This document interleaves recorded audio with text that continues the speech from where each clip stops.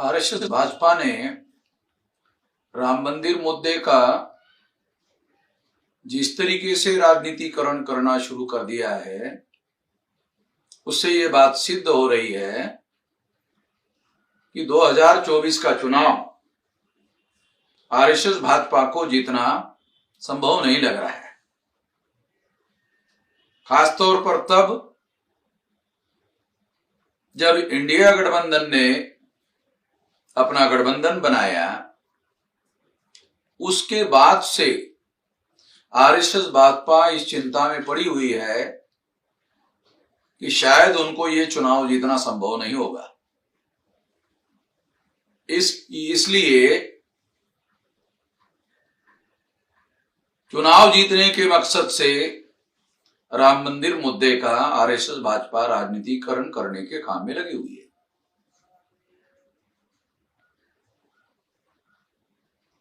RSS Bhajpa के लोगों को ऐसा लगता है कि चुनाव जीतने के लिए भगवान राम का भी इस्तेमाल किया जा सकता है। आरएसएस भाजपा के लोग राम को भगवान मानते हैं। अगर ऐतिहासिक दृष्टि से अध्ययन किया जाए तो जो रामायण लिखी गई उसके 400-500 साल पहले बुद्ध पूर्व काल की जो जातक कथा है, दशरथ जातक, उस दशरथ जातक में राम का उल्लेख बोधिसत्व राम के तौर पर है। जब पुष्यमित्र शुंग के द्वारा सम्राट बृहदत्त मौर्य की हत्या कर दी गई और हत्या करने के बाद ये रामायण लिखी गई है और उसमें उन्होंने दशरथ जातक का जो बोधिसत्व राम है उसका इस्तेमाल करना शुरू कर दिया और उसको आधार बनाकर आरएसएस भाजपा के लोगों ने, ब्राह्मणों ने योजना बनाकर राम का इस्तेमाल करना शुरू कर दिया और इस यकीन के साथ शुरू किया कि चुनाव 10 साल के विकास के एजेंडे पर चुनाव नहीं लड़ा जा सकता, चुनाव जीता नहीं जा सकता। इसलिए राम मंदिर का सहारा लेने का निर्णय लिया गया। इसी के तहत राम मंदिर बनाने का, राम मंदिर के उद्घाटन का, जो मंदिर अभी बनाए नहीं है, मंदिर बनने के लिए और 2-4 साल लग जाएंगे।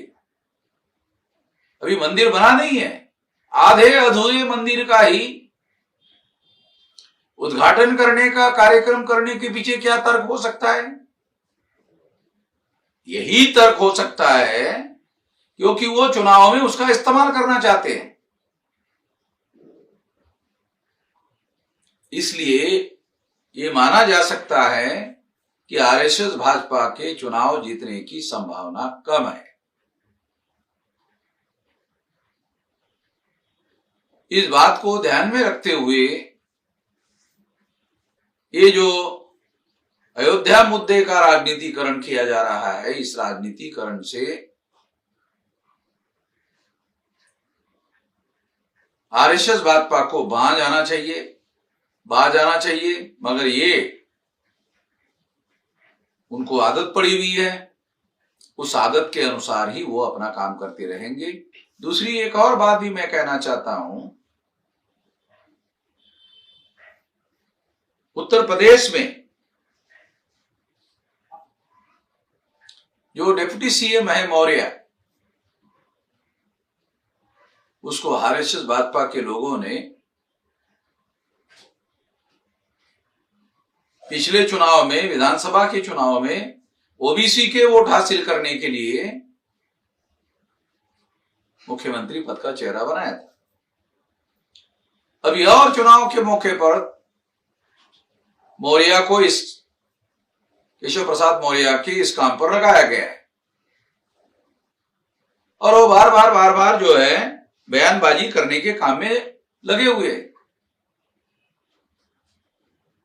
क्योंकि केशव प्रसाद मौर्य का आरएसएस भाजपा ने इस्तेमाल करने का निर्णय किया है, इसी के तहत ये सारा का सारा काम हो रहा है।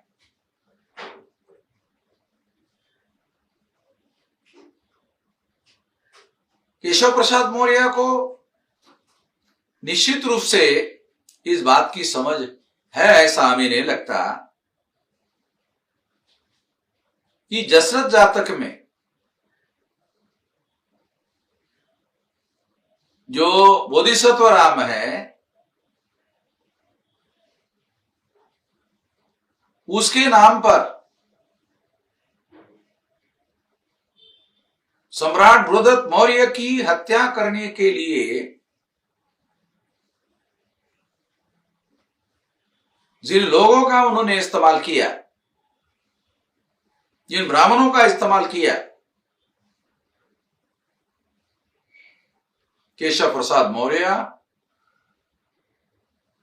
उन ब्राह्मणों के समर्थन में काम करने का काम कर रहा है और वो लोग आरएसएस भाजपा के लोग उसका इस्तेमाल करने में लगे हुए हैं। तो केशव प्रसाद मौर्य के बयानबाजों से भी हम लोगों को सावधान रहने की जरूरत है। धन्यवाद।